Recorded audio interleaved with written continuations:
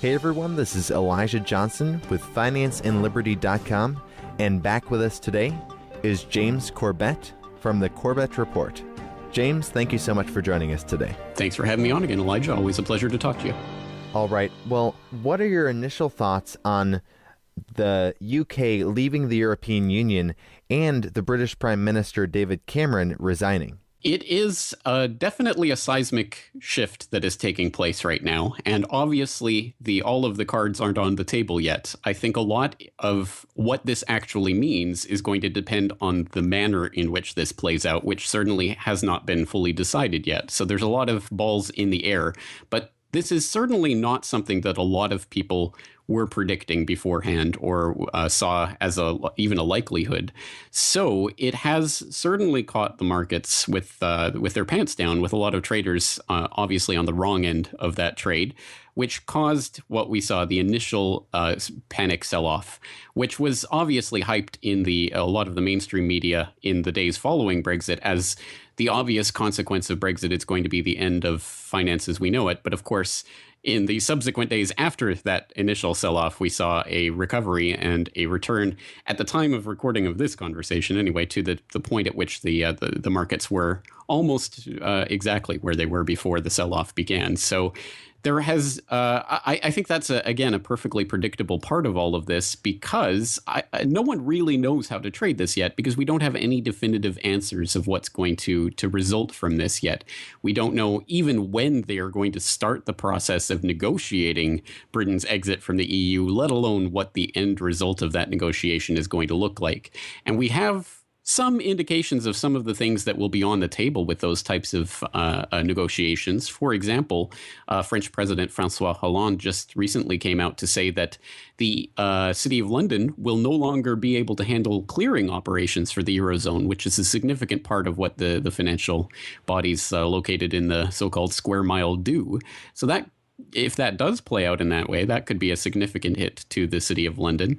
And there's also been talk about whether or not London will be able to maintain itself as a gold hub in the wake of this, or whether the World Gold Council and others will turn elsewhere. And that may just be a continuation of something that we've been seeing in recent years, with more attention being paid to the East and some of the new gold markets that are popping up in China. But still, this might be an acceleration of that process. So there's still a lot to be decided when we look at this, and it's by no means certain, what the long-term ramifications of this is going to be, financially speaking.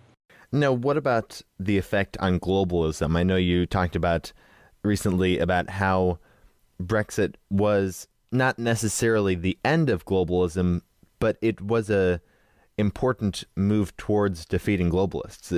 Am I capturing your perspective correctly? I suppose so. It's difficult to encapsulate in a sentence or two, because I think the vote itself is not what actually matters. It's more the motivations and the consciousness behind that vote, so that we can see a way forward for those interested in centralization, in strengthening the European Union, in more globalization. We can see a way for them to actually use what is happening right now with Brexit to further their plans, as contradictory as that might seem. Or, of course, if the opposite had played out and the vote had been for the UK to stay within the EU, obviously that would have benefited those interested in globalization as well. So I guess the real question is, well, then what fundamentally contradicts that tendency? And I think it has to be the idea of decentralization. That has to be the key part of this. And I'm sure that's what motivated a lot of the Leave vote, but certainly not all of the Leave vote. And I think those who voted Leave simply so that they could wrap themselves in the Union Jack and parade around their nationalism haven't really grasped the fundamental concept here, which is about collectivization and centralization of control versus the individualism and decentralization of control. So again, it depends how this process plays out politically. I think it's the right vote, not necessarily for the right reasons. And ultimately, it's the reasons that underlie it and the political impetus that is behind us that will determine whether this is ultimately a boon for globalization or a real finger in the eye of the globalists. Now, when you say it was the right vote, but not necessarily for the right reasons, can you expand on that? I mean, why do you think people voted to leave the European Union, and why do you think those reasons were not the right reasons? I think that a lot of the debate, certainly as it was portrayed in the mainstream media leading up to the vote, centered around a couple of issues, one of which was immigration and UK's growing distaste for the European Union's lax immigration policies and the migration crisis and how that was being handled. And the other was the idea that the money that is being paid into the EU by the UK could now be used to fund the NHS, the National Health Service. So basically it would be free healthcare for everyone because we've left the EU. Again, I think that misses the fundamental point about this, which was articulated quite well by Ambrose Evans Pritchard in The Telegraph just a few days before the vote took place. He came down on the side of the Leave vote, and he put it quite bluntly and quite well that this fundamentally is about the idea of determination, of sovereignty, of taking the political power out of these unelected bureaucrats' hands, thousands of miles away, and trying to bring it closer to the people. That has to be the key point of this, because one thing that most people don't understand is that nationalism is not the opposite of globalism. It is not fundamentally opposed to globalism. It is really just a nascent form of globalism. First, you consolidate power and control in a centralized nation state, and then those nation state controls are given over to regional governments, and then those regional governments combine to form some sort of global collective. And I think the emphasis has to be on individuality, decentralization, and trying to get those forms of political and financial control out of the hands of any collective authority, whether it's national or global. So really, again, this comes down to the ways in which the crisis and its or the perception of a crisis from this vote are used as propaganda to try to scare the masses back into line and into the idea that they require this type of super state, nanny state watching over everything by unelected bureaucrats in order to keep the markets calm. And if they can maintain that sense of crisis, I think there is actually leverage and momentum on the side of the globalists. So do you think there's a chance that Brexit could possibly be stopped, like they could do a revote or anything like that? It is foreseeable. At this point, I don't think any of the options are necessarily off the table. I don't believe that the petitions that are going on right now will necessarily lead to a revote. But they certainly indicate that there is widespread political momentum behind that idea. And even if it doesn't lead to a revote directly, then we could imagine that this plays out in the next, at the very least, in the next general election in the UK, in terms of kicking out the Tories, bringing in kicking out the current party, bringing in the Labour, and Labour promising to get back into the EU and restarting a negotiation process. So that could play out. Or depending on how the negotiations, when and whether the government decides to hit the Article 50 button in the Lisbon Treaty and actually start the process of negotiation, how those negotiations could turn out in any way. There's no prescribed limits to what types of negotiations are on the table. It is perfectly conceivable that the UK could even leave the EU in name, but in name only, and still maintain a relationship with the EU that is, for all intents and purposes, maintaining membership in the EU. So again, there's really nothing that we know about how this process is going to turn out at this point, and it's certainly conceivable that the UK may remain in one way or another some integral part of the European Union. Now, you were talking about some scare tactics that can be used, I guess, to kind of show people, oh, maybe Brexit wasn't such a good idea after all. Now, do you see maybe that like globalists could actually influence the economy and maybe actually start, for example, another economic crisis in order to just show people, look what Brexit can do. Don't do this again. It kind of teach them a lesson. Do you see them trying to do that? I do think so. I would just reframe that slightly differently to say that it's not that I believe they have to start some sort of destabilization process. I think that we have seen, especially since the Lehman crisis and the last 8 years now of absolute insanity in the markets, I think that the day of reckoning for that insanity is coming. And I think that the people in positions of power know that that is coming. So all they have to do is to let it play out as it would anyway, and then blame it on Brexit. I think one very predictable result of this is that absolutely any destabilizing event, politically or economically, that we see play out in the next months and years as this process unfolds is going to be blamed on Brexit. There's just no doubt that they'll try to use that as much as possible, and we've already got the first indication of that just from the a couple of days ago. George Soros went in front of the European Parliament to deliver a speech in which he was saying, warning basically about the financial Armageddon that's about to be unleashed if the UK proceeds with this. So we're going to have to try to restructure the global economy and all of this type of rhetoric. It's already being thrown around, and by people who are in a position to greatly influence what is happening in the markets themselves.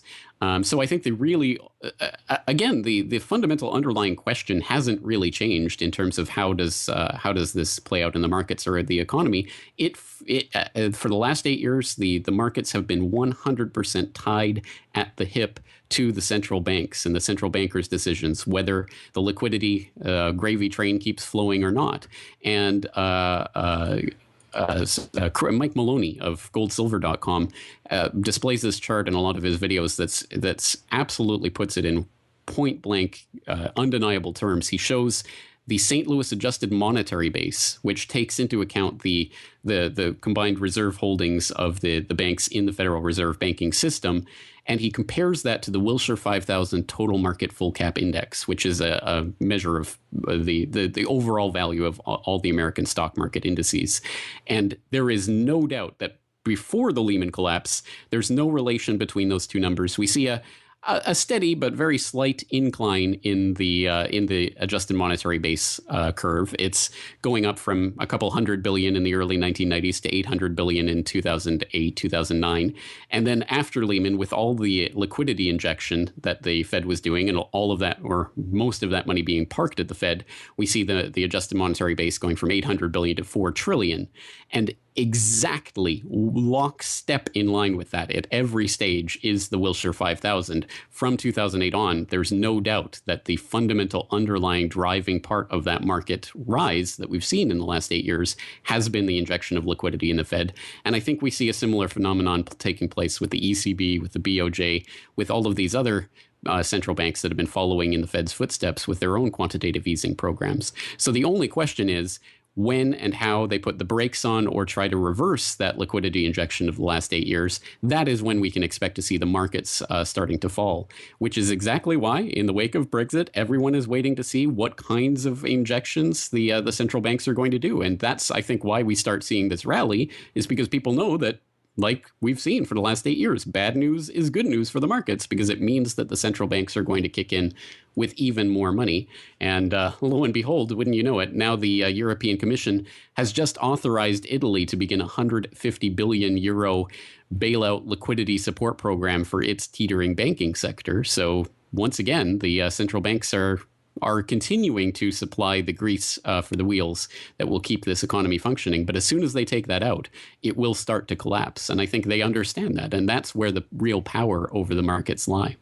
You mentioned George Soros, and I recently heard, a couple of weeks ago how he was saying he, is selling some stocks and buying gold. And this was before Brexit happened, and we saw Brexit happen. We saw the stock market fall and gold go up. And now he's saying that he's shorting Deutsche Bank. Now, I guess, what is your perspective on what elite like George Soros are doing with their money? It seems like, at least George Soros, it seems like he's not banking on the economy to get better. It seems like he's banking on it to fail.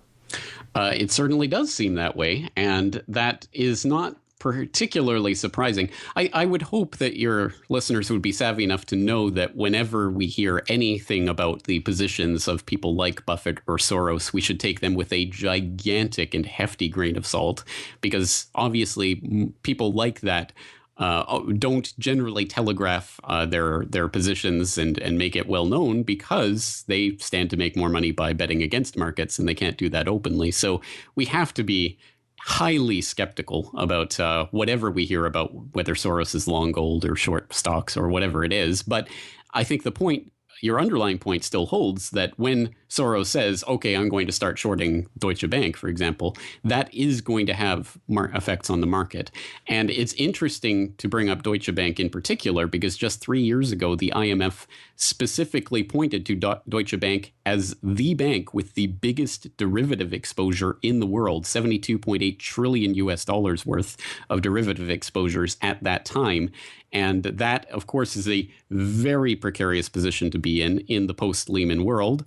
And Deutsche Bank is something that I think the world's attention should be on right now as the potential start of a domino of destruction through the world economy. And interestingly, the three banks that were listed by the IMF at that time were Deutsche Bank, HSBC, and Credit Suisse, obviously all three European banks.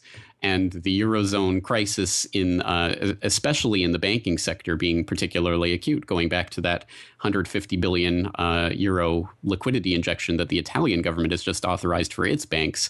So the banking sector is particularly vulnerable right now. It is where it very well could possibly the first domino could fall in whatever kind of event is going to play out as a result of all of this.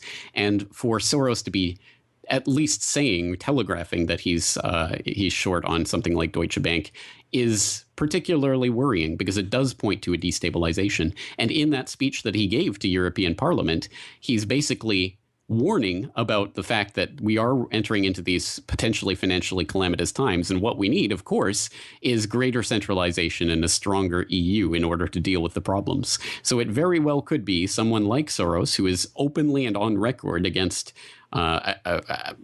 towards the side of globalization, could be precipitating the very type of crisis that would then be used as the excuse to further the globalization that he's seeking. Now, speaking of this furthering the globalization, recently there was a leaked document from German and French foreign ministers, and you talked about how you read through the document, and it seems like they're making a plan to basically make the EU a superstate. Did you want to discuss about this? Yes, this was a 9-page document that was leaked by a Polish broadcaster called TVP Info. And this document was drawn up by the German and French foreign ministers. And according to sources, it was drawn up before Brexit happened, but they obviously revised it after Brexit to include a couple of paragraphs to talk about that. But they're basically talking about the various risks to European stability, from terrorism to financial instability and political instability. And they said, well, obviously, in order to combat this, we need a strong Europe in a world of uncertainties. That's the title of this document. And the document goes on. Again, this was drawn up by the German and French foreign ministers. It's got their name on it. It proposes a European security compact that would not only further strengthen Europol for internal EU security, and also expand coordination with the African Union and G5 and other organizations to expand Europe's influence in North Africa and the Middle East and other sensitive regions. It would also create a European asylum agency, which would coordinate a joint database and centralize the process of asylum seeking throughout all of Europe, effectively creating a combined border. And then they talk about a completed, quote unquote, economic and monetary union, by which they mean ultimately the convergence between member states, as they put it, of different strategic sectors of the economy, including the energy industry, the IT industry, also a common taxation system, which they want to work toward, and by implication, the seizing of fiscal policy setting by the European Central Bank and the centralization of that in the ECB's hands rather than the individual nation states' central banks. So that is what is being worked toward, none of which should be surprising. All of these things have been floated at different times in different formats by various players. I mean, just last December, we saw a proposal for a European border and coast guard. We've seen EU President Juncker calling for a standing army in the EU. We've seen the ECB writing white papers about how they need more powers to further wreck the economy. So none of this is surprising, but it is interesting to see it all compiled together in a draft proposal that was written by the French and German foreign ministers and handed specifically to something called the Visegrad Group of Countries. That's Poland, the Czech Republic, Hungary, and Slovakia, in a meeting that they had earlier this week.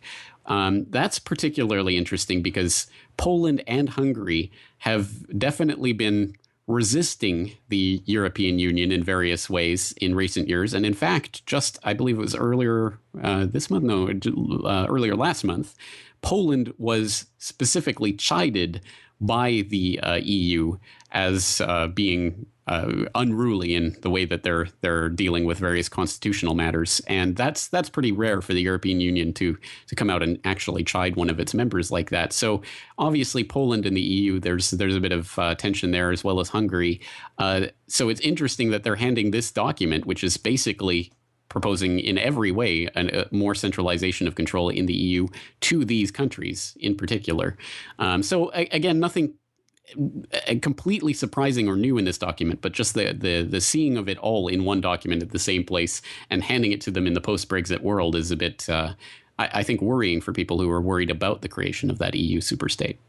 So do you think they will succeed in making the EU kind of like a stronger, do you think the EU will be strengthened, in the future? Or do you think Brexit will basically, I know some people have said that Britain is just one of the first nations to leave and that other nations could start leaving as well. What do you see happening with the EU in the future? It's really up to the public. And I mean that in the sense that, again, all of this is about perception. Again, the Brexit vote, if it went in favor of or against the Leave campaign, doesn't fundamentally matter because, again, both of those outcomes can be used towards furthering the narrative that we need more central power in Brussels. So again, it's about the public, their perception of this, and whether or not they're going to stand for it. If there are people in these countries that are concerned about handing even more power over to Brussels, then it really is incumbent on them to put the brakes on this process and to really make it known that they will not go along with it if it continues to go. And I don't know what form that takes exactly. There's certainly every indication that it could turn violent. We've obviously already seen a lot of violence playing out in Greece and other countries like that in recent years that have been braying at the EU yoke. And it's certainly possible that it could turn violent in other countries, but perhaps Brexit, at the very least, if nothing else, posits an example that is not violent and yet still shows that the public will not allow this to happen. And whether it's just putting the brakes on the process or stopping it completely, still, it's at least progress in the right direction. And I think we have to focus on that, and we have to keep pushing on that if we are concerned about that centralization of power. All right. Well, James Corbett, I really wanted to thank you for your time today. I guess before we let you go, did you want to share with the viewers, you're saying that if the EU gets stronger, it's really up to the people whether they want the EU to get stronger or not. I don't know if you just wanted to expand a little bit on that and let people know, not just people in the EU, but also people around the world, what they can do to make changes and make efforts towards a more free society. I think that ultimately, this question has to do with not the overthrow of the system. I think if that is the focus, then obviously violence and bloodshed and rallying around political flags becomes the answer, which I don't think really does provide an answer. As I said before, I don't think nationalist movements are fundamentally opposed to globalism. I think it's just a different form, a nascent stage of the same collectivism, which is the underlying ideology. So it has to, again, come back to individualization and decentralization. And there are things that people can do in their own lives to work towards those goals. It has to be about extricating ourselves from this system and building up, at the same time, building up the alternative structures that we want to see take place. And that's a very long, slow, painful process. But if we don't start it now, when is it going to happen? It will never happen. So I have talked on my podcast numerous times in the past about different ways that people can affect this. From the very simple, starting gardening. I've got a podcast on guerrilla gardening and some of the incredible things that people are doing in the most unlikely places, South Central LA, growing things on the side of the road that are then shared by the community, which they've had to fight with the local city hall in order to even be allowed to do that. And it's still an ongoing political structure. And there are different places around the U.S. that are trying to put in laws to prevent people from growing gardens on their own property and things of that nature. So that's That's just a tiny example of the things that people can start doing. And then expanding out from there, starting the alternative financial structures and the alternative monetary structures, the alternative currencies and complementary currencies that already, to a large extent, exist in a lot of communities, but most people aren't aware of them or don't make use of them, which is much to their detriment, because as people in places like Greece and other places like that, Ukraine, for example, where there is massive political and economic instability, suddenly you realize, oh, we need another way of transacting with each other because this is all going down in flames. So it's better to have those, to understand what's in your community, and if it isn't there, to start creating it yourself, participating in farmers markets and credit unions and other ways to build up local economies. And then, of course, also when we look at the wider scope of things, rather than looking at international trade organizations and the IMF and the World Bank and the World Trade Organization to help regulate international structures, participating in the revolution that is taking place right now online with peer-to-peer online open source ways of interacting and transacting in agoristic ways that go beyond the scope of what nation state governments and the global regional governments would like people to trade in, including, of course, cryptocurrencies and things of that nature that allow people to transact with each other without the purview and overview of these governmental structures. And again, no one of these ideas is going to be the silver bullet. It's all of them taken together and worked on diligently over a long period of time. And again, it's not a process of jumping out of the system as it exists right now all in one go. It is a process of baby steps. But again, if we don't start that process now, I think we'll lose this window of opportunity that we have to affect any sort of different, fundamentally change the system. All right. Well, James Corbett, are there any last thoughts you'd like to add? And where can our viewers find you on the internet if they'd like to learn more? Well, I'll just direct people to corbettreport.com, CORBETT report.com. Again, I have hundreds and thousands of hours of media available for free listening and viewing on the website now. I also write an editorial for the International Forecaster at theinternationalforecaster.com. And if people do go to corbettreport.com, I just suggest they type solutions into the search bar if they're interested in agorism and alternative currencies and guerrilla gardening and these other ideas that I've mentioned. Because again, I think working our way forward, that's the real hope for where we can get off of this this crazy merry-go-round that the banksters want us to be playing at all times. Once again, James Corbett, thank you so much for your time. Thank you for having me. Attention being paid to the East and some of the new gold markets that are propping up in China. But still, this might be an acceleration of that process. So there's still a lot to be decided when we look at this, and it's by no means certain, what the long-term ramifications of this is going to be financially speaking. Now, what about the effect on globalism? I know you talked about recently about how Brexit was not necessarily the end of globalism, but it was a important move towards defeating globalists. Am I capturing your perspective correctly? I suppose so. It's difficult to encapsulate in. Hey everyone, this is Elijah Johnson with FinanceAndLiberty.com, and back with us today is James Corbett from the Corbett Report. James, thank you so much for joining us today. Thanks for having me on again, Elijah. Always a pleasure to talk to you. All right. Well, what are your initial thoughts on the UK leaving the European Union and the British Prime Minister David Cameron resigning? It is definitely a seismic shift that is taking place right now. And obviously, all of the cards aren't on the table yet. I think a lot of what this actually means is going to depend on the manner in which this plays out, which certainly had a return at the time of recording of this conversation, anyway, to the point at which the markets were almost exactly where they were before the sell-off began. So there has, I think that's, again, a perfectly predictable part of all of this, because no one really knows how to trade this yet, because we don't have any definitive answers of what's going to result from this yet. We don't know even when they are going to start the process of negotiating Britain's exit from the EU, let alone what the end result of that negotiation is going to look like. And we have some indications of some of the things that will be on the table with those types of negotiations. For example, French President Francois Hollande just recently came out to say that the City of London will no longer be able to handle clearing operations for the Eurozone, which is a significant part of what the financial bodies located in the so-called square mile do. So that, if that does play out in that way, that could be a significant hit to the City of London.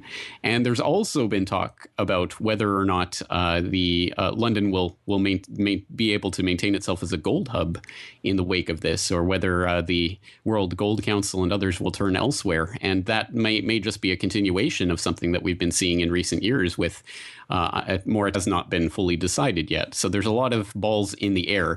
But this is certainly not something that a lot of people were predicting beforehand or saw as even a likelihood.